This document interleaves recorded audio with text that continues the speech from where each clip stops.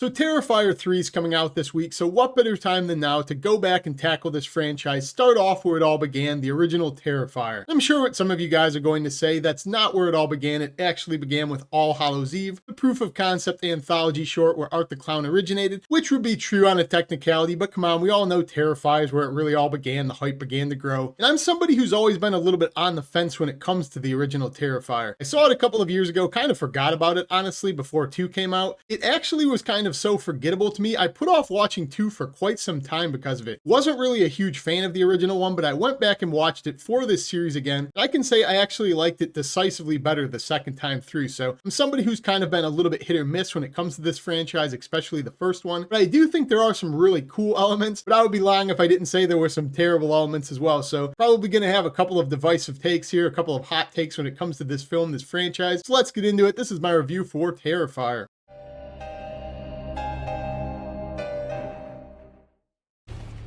What is wrong with you? What, did you think he was gonna hack me up into little pieces or something? So regardless of what you feel about Terrifier, I'm just glad in the 21st century we got a brand new horror icon in Art the Clown. Obviously, this is kind of what stemmed it all. You get this very low budget B horror movie where you're watching this guy, Art the Clown, going around slaughtering these people, just lambs to the slaughter. This is about as old school B horror as it gets. Really no plot to this thing. You're just watching this clown terrorize and torment, kill these girls in this apartment complex. And yeah, I would describe the plot like I normally do in my reviews, but there's not much of a plot to be had in this one. Halloween night, you have this creepy clown walking around. These 2 girls coming back from a Halloween party run into him, and he just starts chasing and tormenting them and everybody in his path. So really nothing to say about this one. I've always kind of viewed this movie to be more of a proof of concept, as I said, than an actual feature-length film. It feels like it was just a test run to prove from Damien Leone that you can have Art the Clown on the big screen just killing people, great practical effects. He's trying to make a name for himself with this horror icon. That's what this movie always felt like to me. It never really felt like a fleshed out movie. And if I'm rewatching it a second time, I kind of think that doubles down. I think that actually is the case entirely. Really not too much of substance here. You're just watching Art the Clown massacre people, and it can be a ton of fun, but at the same time, it also kind of gets a little bit old. So starting off with what I actually like about the original Terrifier, it's probably the same thing that everybody who watches these films enjoys. Obviously, Damien Leone, David Howard Thornton, they have managed to capture a horror icon in Art the Clown. This guy is so weird. He's just quirky and funny, but he's also absolutely deranged. What separates him aside from these old school killers like Jason and Freddy, this guy just does not stop. He overkills his victims like no other. Ruthless gore in these films. He's also quirky enough, though, as I just said, it makes it kind of fun in a weird way, if you can even use that word, because he's bludgeoning these people, he's killing them in disgusting ways, but he's also having fun being a clown. He's riding a unicycle, blowing a horn.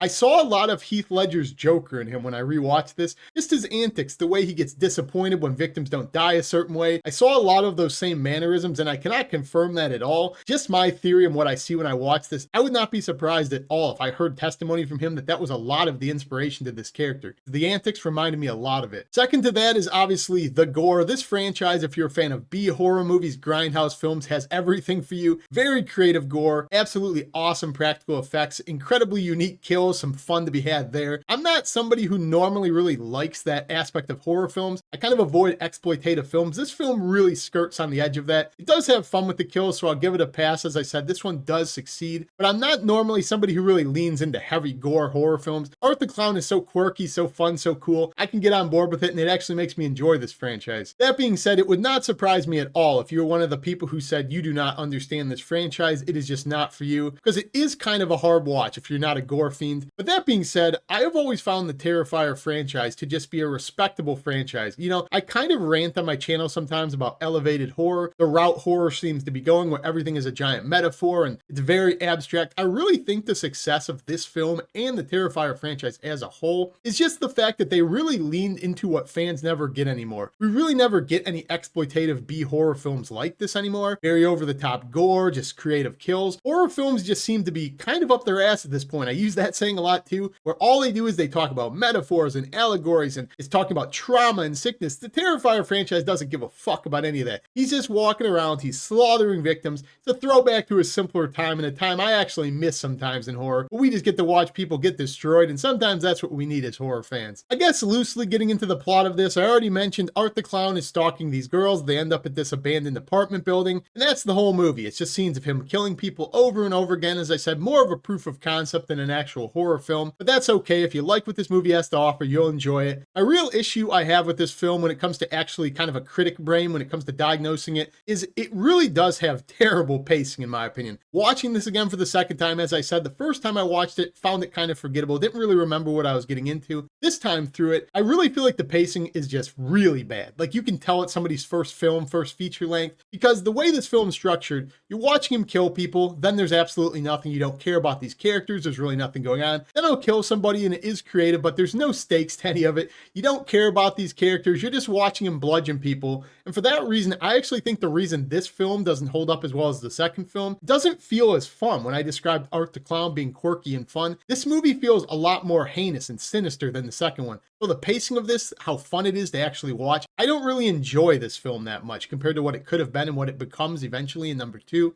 Because you're watching this guy, he's stalking and killing his victims in this abandoned apartment building. Pacing is way off. You'll meet a character, Art will kill them in a disgusting way, and then it just kind of keeps on going, but there's no stakes established. You don't know any of these characters, there's nobody to root for, really no backstory to Art and why he's doing this. Maybe that makes it scary to some. To me, I just have questions. And then it just keeps going and going and going, and I've always been somebody who finds the third act of this film kind of repetitive. Maybe that's an unpopular opinion. It gets to about 40-50 minutes, it's chugging along, I'm on board with it, and then the third act starts and he really starts killing and the graphics start picking up. And I just kind of check out and I get bored because it's the same thing over and over again, just in different ways. That's just my take on it. I just do not think the third act of this film holds up at all. And this film's also structured in a weird and interesting way, because normally in a slasher film you have jump scares and suspense and things like that, because you don't want the killer to kill these people. That's at least the formula to a horror film. But in this film, you don't really feel suspenseful in the fact you don't know where the killer is and you're afraid he's going to kill people. He's so fucking disgusting that you just hope that you don't have to see him kill anybody. That's the way these films work, unless you're a gorehound. So the suspense is a little bit different. Normally you don't want Michael Myers to kill a victim. In this one, you don't want Art the Clown to get a victim, because that means you're going to have to watch Art the Clown destroy that victim. Something you kind of don't want to be exposed to, but at the same time, you kind of can't look away. It's like a bad car crash. You're kind of interested in how demented his kills are going to be. It's just a unique formula they've got for suspense and tension that a lot of old school slashers don't really have. These ones really lean into it. The last issue I have with this film, and it's no surprise at all given the fact this was very low budget, it's Damien Leone's first feature length. Acting in this film, absolutely terrible. This is some of the worst acting in horror of the last 10 years. I mean, maybe that adds to the camp of it all, but yeah, this is acting straight off the hub. These guys are not good. Some of the people playing the roles, especially the guy who plays the doctor at the end, he doesn't look like an actor, he doesn't act like a doctor.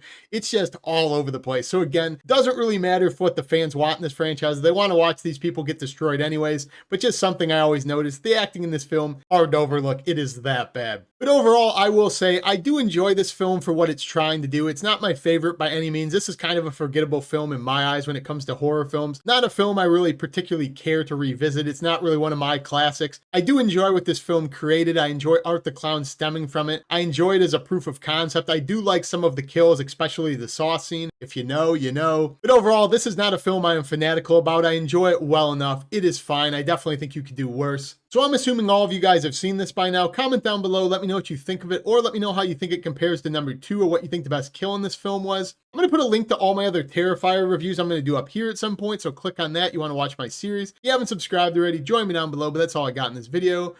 Peace!